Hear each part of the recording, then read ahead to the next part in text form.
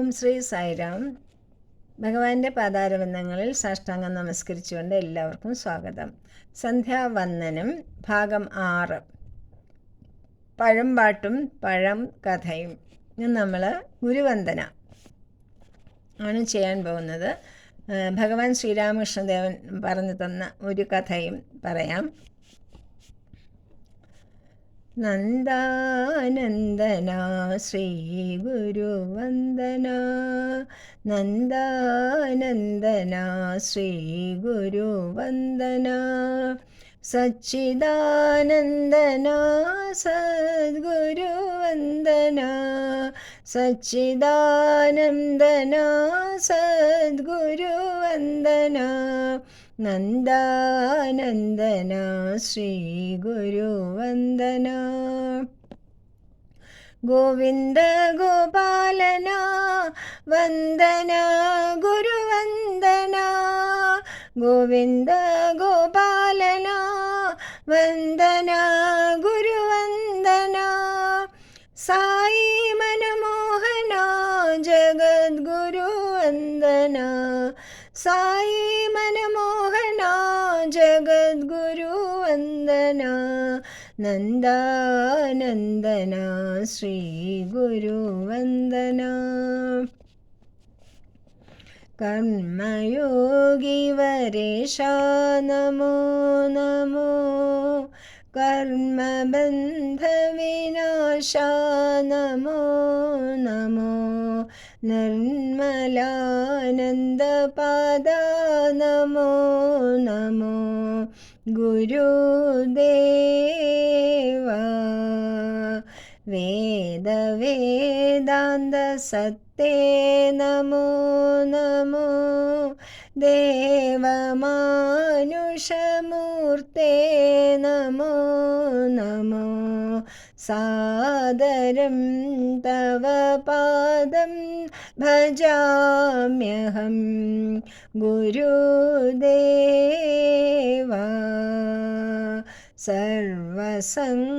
സർവമംഗളദാതാ നമോ നമോ, സർവസങ്കടഹോതാ നമോ നമോ, സർവദാ പരമാനന്ദമേ ഗണേ ഗുരുദേവ.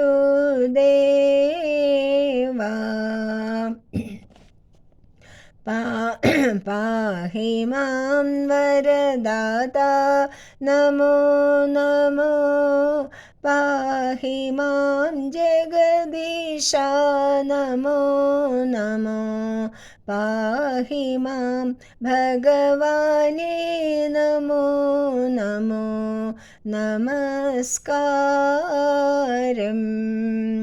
പാഹി മാം ഭഗവാനേ നമോ നമോ, നമസ്കാരം. പരമകൃപവാരിധിയായി അവതരണമാർന്ന വിഭോ, പരമഗുരു രാമകൃഷ്ണ പരമാത്മൻ,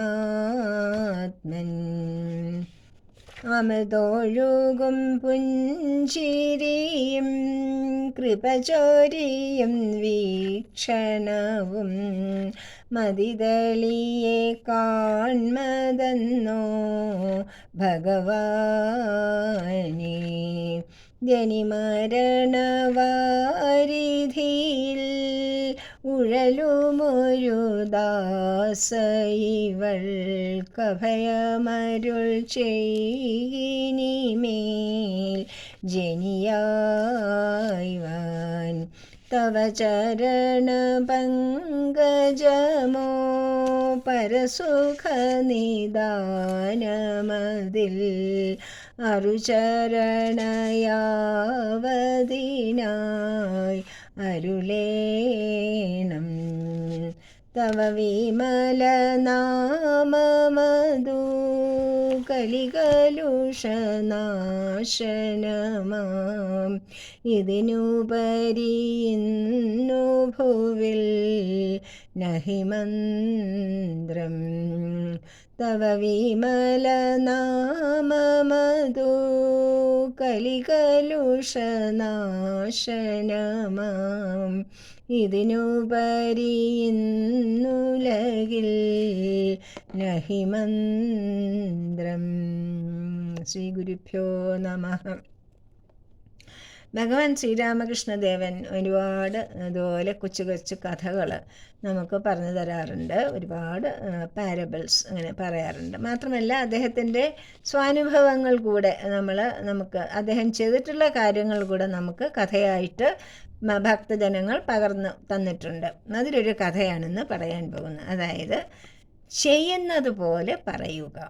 അതായിരുന്നു ഭഗവാൻ. അതായത് ഡു ദെൻ സേ.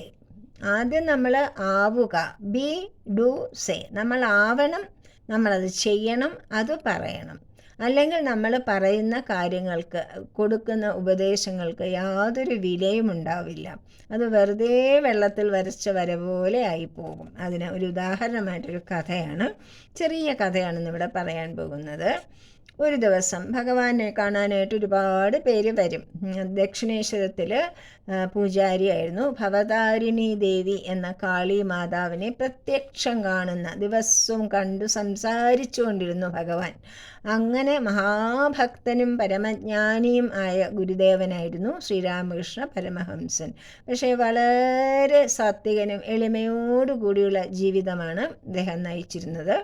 അദ്ദേഹം ദക്ഷിണേശ്വരത്ത്, കൽക്കട്ടയിൽ ദക്ഷിണേശ്വരത്തുള്ള ഭവതാരിണി ദേവിയുടെ പൂജാരിയായിരുന്നു. അപ്പോൾ അവിടെ താമസിക്കുന്ന സ്ഥലത്ത് ആർക്ക് വേണമെങ്കിലും അദ്ദേഹത്തെ വന്ന് കാണാം, അദ്ദേഹത്തോട് സംവദിക്കാം, അദ്ദേഹത്തോട് സംശയങ്ങൾ ചോദിക്കാം, അനുഗ്രഹങ്ങൾ ചോദിക്കാം, ഒക്കെ ചെയ്യാം. അങ്ങനെ വളരെ സരളനായ ഒരു സാത്വികനായ മഹാഗുരുവായിരുന്നു ശ്രീരാമകൃഷ്ണ പരമഹംസ ദേവൻ. അദ്ദേഹത്തിൻ്റെ ശിഷ്യനാണ് ലോകപ്രസിദ്ധനായ വിവേകാനന്ദ സ്വാമികൾ. അപ്പോൾ ഒരു ദിവസം ഒരമ്മ തൻ്റെ കൊച്ചു മകനെയും വിളിച്ചുകൊണ്ട് ഭഗവാന്റെ അടുത്ത് വന്നു. 8 വയസ്സായ ഒരു കൊച്ചു കുഞ്ഞാണ്. അപ്പം ഭഗവാന്റെ അടുത്ത് വന്നിട്ട് പറഞ്ഞു, ഭഗവാനെ ഒരു രക്ഷയില്ല, ഇവന് ഭയങ്കരമായിട്ട് സ്വീറ്റ്സ്, ശർക്കര എവിടെ കണ്ടാലും അവൻ വാരി വാരി കഴിക്കും.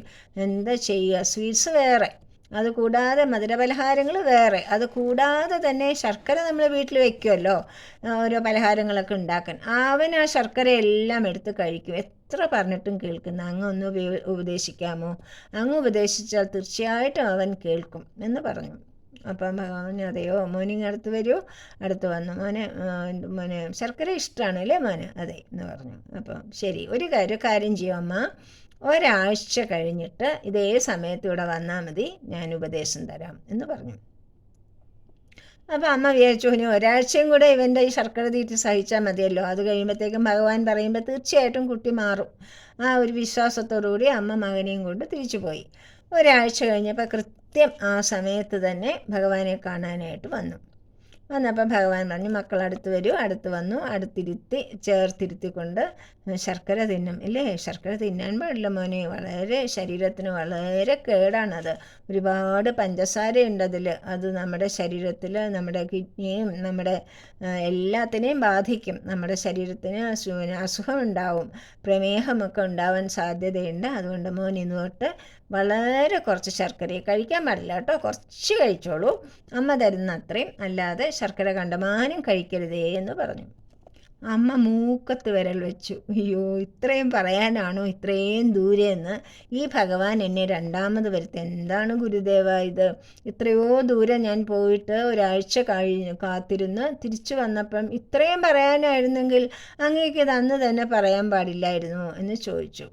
പറഞ്ഞു, അമ്മ പറയാൻ പാടില്ലായിരുന്നു. കാരണം എന്തെന്നറിയാമോ, എനിക്ക് ശർക്കര ഭയങ്കര ഇഷ്ടമാണ്. ഞാൻ ധാരാളം ശർക്കര പൂരിയുടെ കൂടെയും ചോറിൻ്റെ കൂടെയും തൈരിൻ്റെ കൂടെയും ഒക്കെ ശർക്കര കഴിക്കുന്ന ആളാണ് ഞാൻ. അങ്ങനെയുള്ള ഞാൻ പറഞ്ഞാൽ ഇവന് മനസ്സിലാകുമോ? ഇവൻ കേൾക്കുമോ? ഞാൻ ചെയ്യുന്ന കാര്യം അരുതെന്ന് വേറൊരാളോട് പറയാൻ എനിക്ക് എന്ത് ധാർമ്മികമായ എന്ത് ഇതാണുള്ളത്? ധാർമ്മികമായിട്ട് എനിക്ക് അതിനുള്ള അവകാശമില്ലല്ലോ. അതുകൊണ്ടാണ് ഞാൻ എന്ത് ചെയ്തു എന്നറിയാമോ? ഇവൻ പോയ ശേഷം ഞാൻ ശർക്കര തൊട്ടിട്ടേയില്ല. ശർക്കര ഞാൻ പൂർണ്ണമായിട്ടും ഉപേക്ഷിച്ചു. ഇനി മേലാൽ ഒരിക്കലും അത് ഞാൻ കഴിക്കുകയുമില്ല. അതുകൊണ്ടാണ് ഒരാഴ്ച കഴിഞ്ഞിട്ട് വരാൻ പറഞ്ഞത്. ആ ഒരാഴ്ച സമയം എനിക്ക് വേണ്ടിയിരുന്നു ആ ശർക്കര തിന്നുക എന്ന ശീലം ഉപേക്ഷിക്കുവാനായിട്ട്.